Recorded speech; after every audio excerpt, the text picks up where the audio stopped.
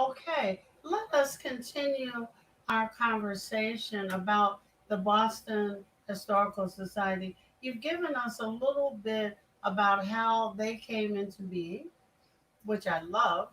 Um, Brooklyn Historical Society. I'm sorry, what have I got? Boston on the brain. The Brooklyn Historical Society. But I think also it's a thing of people don't think of sections of a city as having their own historical society.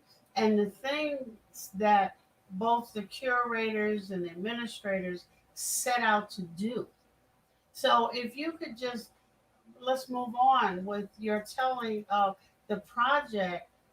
You, as their oral historian, nobody ever thinks of a library has an oral historian. So let's finish talking. Yeah. Yeah, so thank you again for bringing me back to continue this conversation. As the oral historian at Brooklyn Historical Society, my job was to collect, to curate, to preserve, What and does make curate? accessible. Hmm? What does curate mean? Curate, so this is like a museum curator is someone who um, arranges um, what can be disparate sets of objects or pieces of information to tell a new story, right? Oh, It's like a DJ who remixes, right? It's like you take Ella. something from here, you take something from there, you put it together to Mhm. tell a new story, to sing a new song, or to play a new song. So as a curator, and that's really important because in oral history, typically when you do someone's oral history interview, it can be an hour and a half to 2 hours long. And that's really hard for someone to digest, right? To sit down and listen to a full 2 hour narrative of someone telling you their story, much less 30 people or 40 people or 50 people. And so as a curator, what you want to do, or what I want to do, is provide points of entry for people. So you find clips and put those clips together that tell enough of a story that people who are curious enough will want to dive into the longer, more deeper telling. So, Wow. as the oral historian at Brooklyn Historical Society, I launched a project called the Muslims in Brooklyn Project. It was a multi-year, envisioned as a public history and arts project that not only included the collecting of oral histories, but the using of those oral histories as the basis for an arts installation, a series of public programs and community gatherings, performances, and an educational curriculum. So we will be rolling out the educational curriculum sometime this summer, I think next month. So maybe I'll come back on when that's out. Yes. It's an online curriculum, which is especially handy in these times when people are looking for online-based educational resources for students who are engaged in the remote learning. So I'm really excited to see that come out. And the project set out with three basic principles in mind. One, that Muslims have a long history in Brooklyn, in New York, in the United States. Right. That two, Muslims are a diverse community of people Mhm. that cannot be profiled by any one single ethnicity, culture, racial identity, or even gender and sexual identity, right? And that's true for the United States, it's true for New York City, and it was certainly true in Brooklyn. And the third principle was that Muslims in Brooklyn were Brooklynites. Just like Muslims in the United States were American, that their experiences had shaped where they lived as much as those places had shaped who they were. So there's a dynamic process of how people interact with their environment that goes both ways. So there's three very basic principles, which aren't radical, which aren't revolutionary. But for some reason, when you talk about Muslims, this is shocking to people that Radical. you have a long history here, that you are, you're so many different kinds of people, and that you have played a role in shaping life here as much as you have adapted to that life, right? So those were the three basic principles that we hoped this collection would illuminate. And we organized the project around 5 themes. The first theme was what we called, and see, I'm gonna have to remember this. The first thing was migration or movement, both physical migration and spiritual migration. Wow. Physical migration for people who had moved into and out of Brooklyn, spiritual migration for people who had moved toward and away from Islam in varying degrees, right? So that would encompass the stories of who we think of as immigrants, but it would also encompass the stories of people who were descendants of migrants from the South. It would encompass stories of people who had moved within Brooklyn from neighborhood to neighborhood. It would include stories of people who had moved from one community to the next within, the tradition of Islam. So the first theme was migration. The second theme was cultural formation and institution building. And these themes kind of follow a chronological order in the sense that once people move somewhere and settle, the thing that they next do is develop institutions to sustain and support and transmit their culture, whether those are businesses, mosques, schools, cultural centers, and also cultural practices by way of food, of customs, of holidays, and things of that nature. So the third theme was neighborhood development. And this included the ways that in Brooklyn in particular, and this is probably true in many cities around the country, the ways that rules of residential segregation, both legal segregation and what we call de facto segregation or redlining, how those kinds of practices shaped where Muslims moved and settled, and also the ways that Muslims transformed the built environment by where they settled. So how they transformed, for example, a row house into a masjid, or how they transformed the business district in which they, were settled. So that was the third theme, was neighborhood change and development. The fourth theme was civic engagement. So, and this usually for new communities, civic engagement tends to be the point of political maturity for a community. Once it's kind of gained a strong foundation, you then see communities engaging the public square through, traditional civic engagement like voting and running candidates, but also, more traditional, more non-traditional forms of protest, right? And so civic engagement was the fourth theme. And the fifth theme was art and culture, primarily music, song, visual arts, literary arts. These things tend to come later in a community's development. Once it feels like, we're secure, we have the resources, we can now dedicate to the sort of flourishing of of culture in that way. And certainly in New York, Muslims have had a significant role in shaping the sort of Brooklyn cultural renaissance that has made Brooklyn a kind of center for both urban art and music that it's known for, well outside the Muslim community. As you're talking about Brooklyn, for our listeners who know nothing about New York has 5 boroughs. Yes, yes. And when people think of arts and culture, they think of Manhattan. When they think of really crazy folks, they think of Long Island.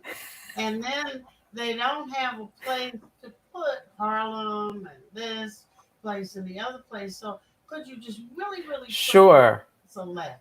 Sure. So, at the turn of the century, of course, the earliest Black communities in New York were in sort of Midtown. In fact, when, the late 19th century, in Manhattan. In the late 19th century, the earliest Black community was in where now Central Park is. In fact, they were displaced for the creation of Central Park.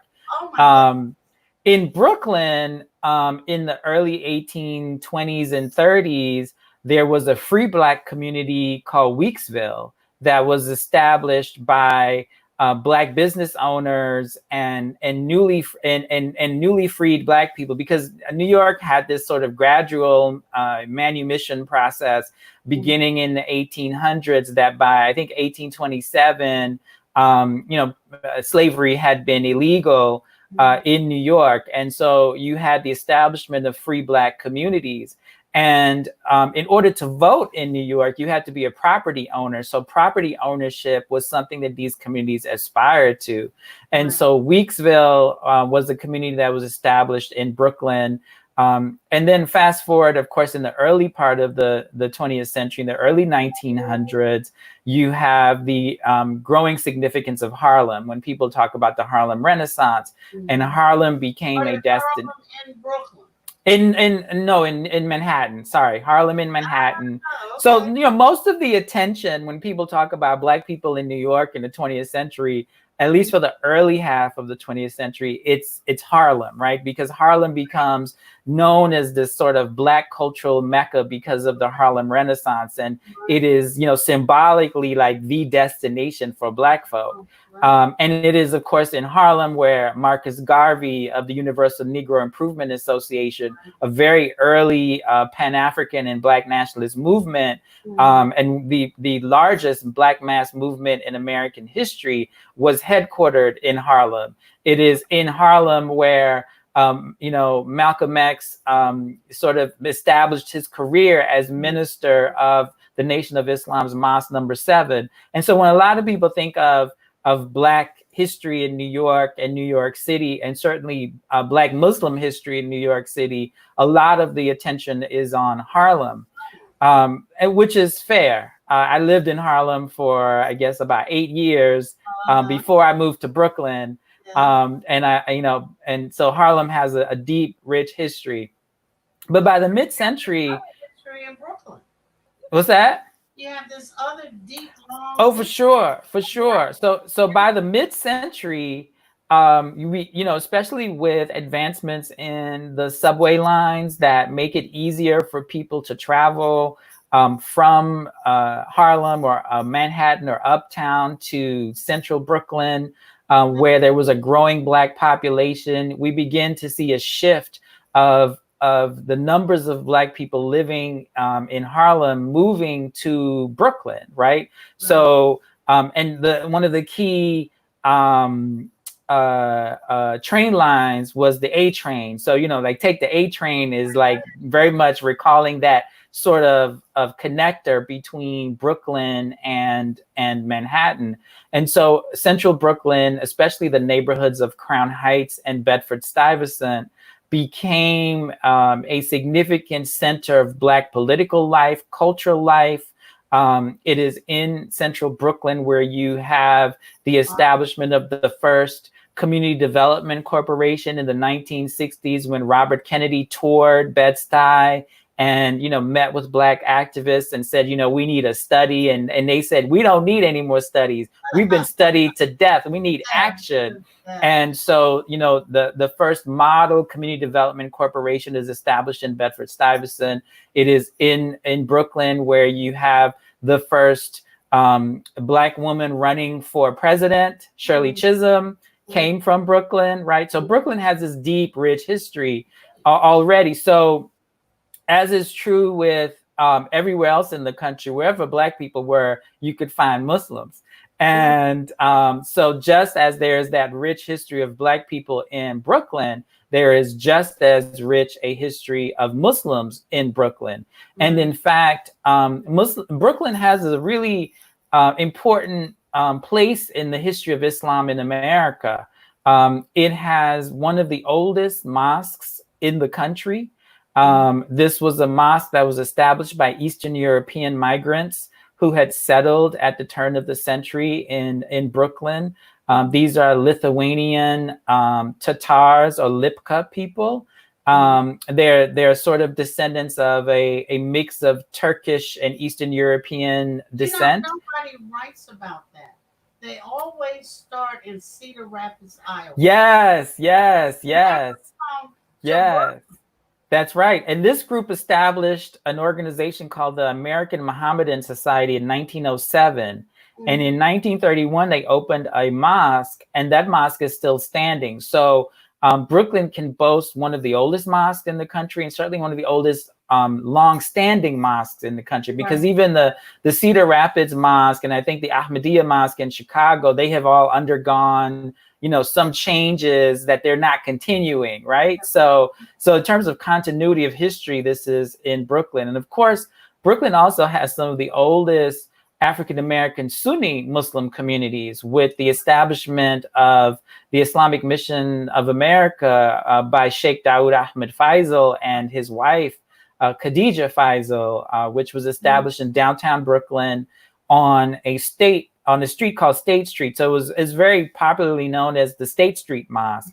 And this was a mosque that was open to a growing Arab community in downtown Brooklyn, but also had a significant African American membership. And many of those African American members then branched off from the State Street Mosque and were some of the earliest founders of the Dar al Islam, which is Right. another significant African American Muslim community that was centered and based in Brooklyn for many years. And they had their own schools, they had community centers, they had a significant youth program. And then, in that mix, of course, in the late 1950s, Malcolm began holding meetings for the Nation of Islam in central Brooklyn, and eventually opened a mosque in 1963.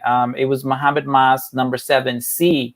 And for people who are unfamiliar with the Nation of Islam's naming conventions for its mosques, the mosques were numbered in the order that they were established. So mosque number 1 was Detroit, mosque number 2 was Chicago, mosque number 3 was Milwaukee, mosque number 4 was Washington, D.C., mosque number 5, I think, was Cleveland, mosque number 6 was Baltimore, and mosque number 7 was New York. And within a city, there was a central mosque, and sometimes the city grew in its membership that they began having satellite mosques. And so in New York City, Harlem was the base mosque number 7, which could also be called 7A. 7B was in Queens, 7C was in Brooklyn, 7D was in the Bronx. And in terms of the history of the Nation of Islam in New York, under the leadership of Minister Farrakhan, who succeeded as the minister of Mosque number 7 after Malcolm, they went all the way up, I think, to P or Q. That's to give you a sense of how many satellite mosques they had. And in fact, one of the mosques, 7J, was in East Harlem, and they held their services in Spanish because that's Spanish Harlem. Right. So, the nation in New York especially, has such an interesting history of all of these kind of multiple, a very diverse constituency of Blackness, right? Not just African American, but a significant Afro-Caribbean population and a significant Afro-Latino population as well. So when we do this again. What's that? We're gonna have to do this again. I can't even get out my pad and pencil, dude. So anyway, I'll kind of wrap it up with the project, just to talk about this project. One of the things that was really important for us to do this project, it's impossible for someone to tell their life story in 2 hours, right? Like, that's not going to happen.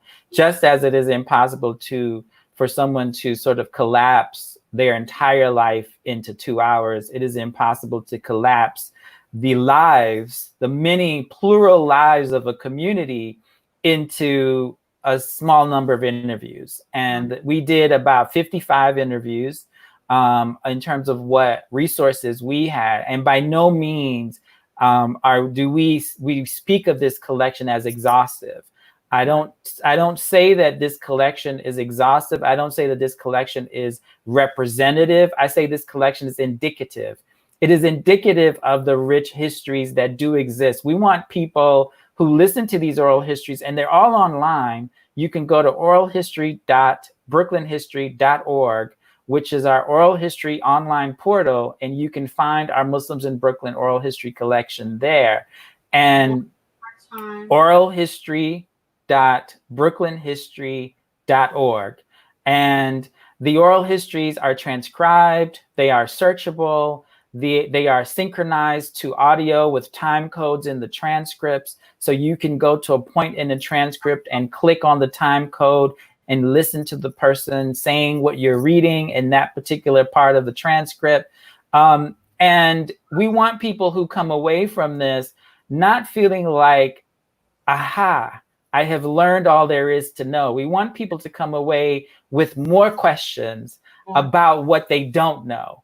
That is our hope, that this collection inspires curiosity, not satisfies it, right? So that is the hope of this collection. And I'm really proud of this collection because while we couldn't get necessarily some of the key people in all communities, the stories that are represented in this collection include people talking about their experiences with a range of communities in the African American Muslim tradition, including the Dar al-Islam, including State Street, including the Nation of Islam, including the Ansarullah, including the Five Percenters, including just Sunni tradition, including Sufi traditions, right?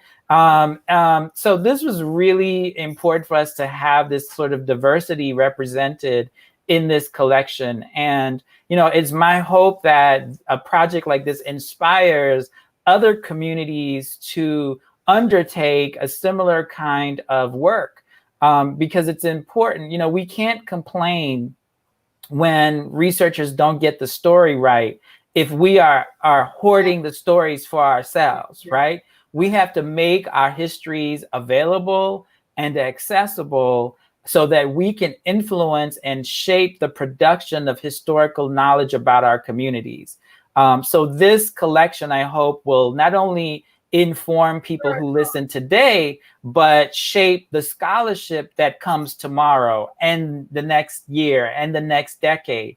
Because when you look at, and Dr. McLeod, you and Dr. Aldine, you know that in the early wave of scholarship on Islam in America, the sources were so scarce that you could look at almost everyone's book and see they were all citing the same sources, right?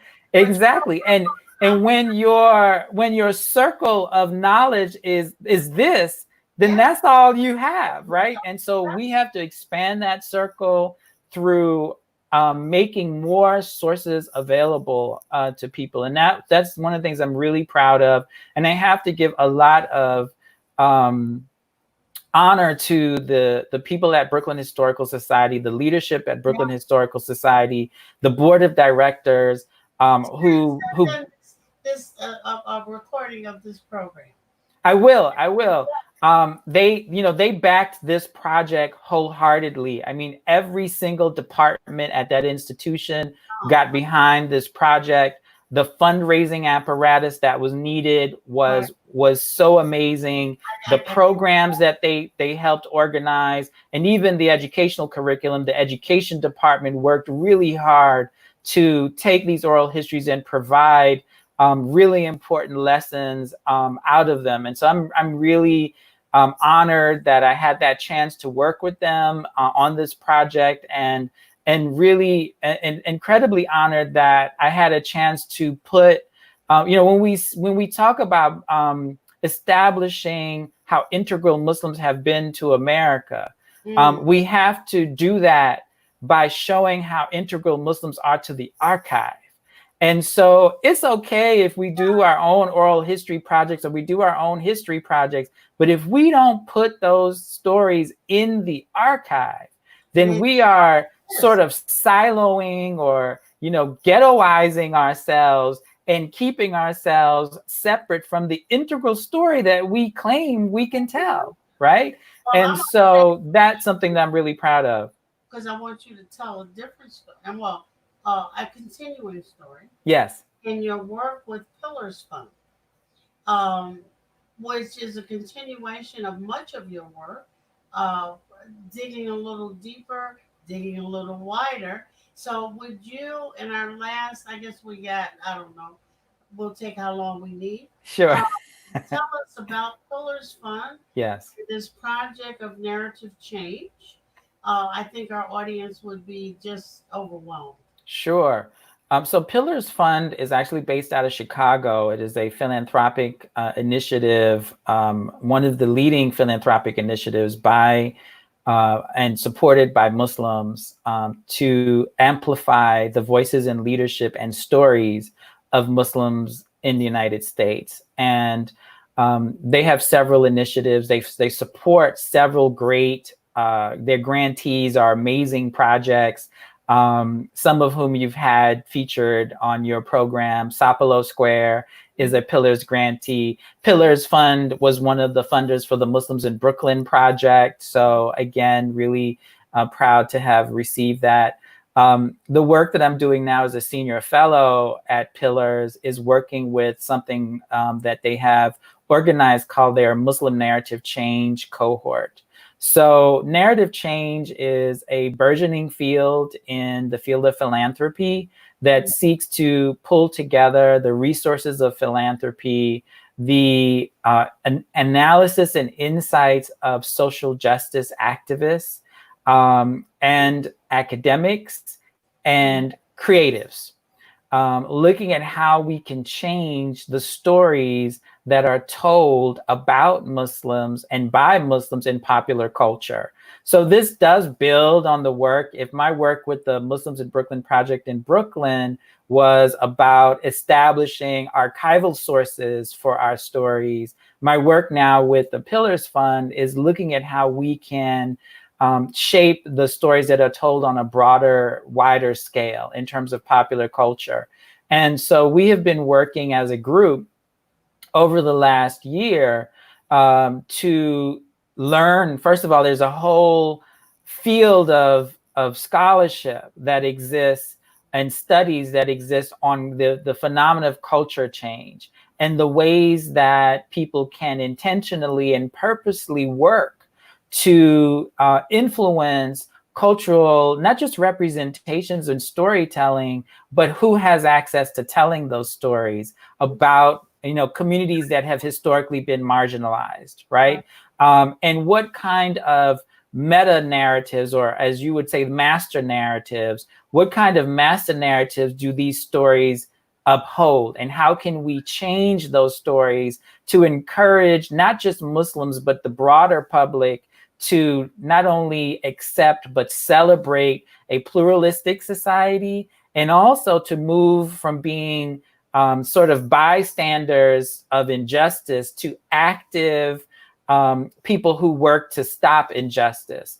And so the work of this cohort, we're in an early stage of working to develop a strategic plan that would engage the broader Muslim communities and organizations, philanthropy, as well as creative artists and filmmakers and storytellers in what we would call, I guess, a radical collaboration for producing cultural products and forms of entertainment and engagement that will shift the way that people think and talk about Muslims. And this work is being done, you know, when you look at East of La Brea, which is a series that came out of a similar kind of culture change, narrative change project, produced by Samir Gardezi and with the work of Marguerite Hill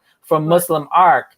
They had a writer's room experiment that said, what would happen if you made these kind of conscious decisions in the writer's room where stories like this get written? And East of La Brea is now on Instagram as a full, I think they've released it in several installments, and together the 6 installments are about an hour long.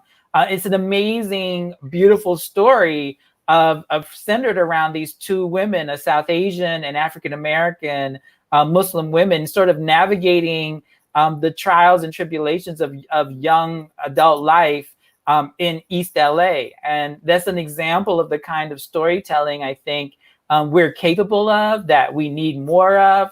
And we hope that with this work through the Pillars Fund, that we can help make more possible. Well, I think I've been given an extraordinary opportunity by Sound Visions production of Radio Islam, which we hope to morph as it's quickly morphing into Muslim Network TV, and I'm hoping that our Muslim community, but other communities tune in, and I'm trying to invite guests that I know can impart. I mean, the social media is key because it's all in separate sections. So if I can bring the folk together that are doing work in all these sections, then I can not quite as well as you do as an historian, but I can bring many conversants to the table in a discussion which we never ever ever single have. I was sitting last night thinking about, oh my God, people don't know what New York is, and it's got boroughs, and oh my God, and where is this and where is that? And I got to remember to do a little geography, do a little this, please clarify terms. And I am just overwhelmed. Absolutely, as we go through the summer, I will beg, plead, and do other things for your time to keep me up. I did. Someone sent me the link to the Instagram thing on East of Laredo. I loved it. It is true, and I hope it gets picked up in some other ways. If there's a way I can facilitate that, I will. But I am going to end here. We will definitely have you back, and I hope you're still smiling. I'm always at your service. Huh? I'm always at your service. Don't say that. Please. Thank you again so much. This is Critical Talk with Professor Amna Al-Din, and my honor and pleasure, and I'm still learning in my young age from Zahir Ali. Thank you. Thank you.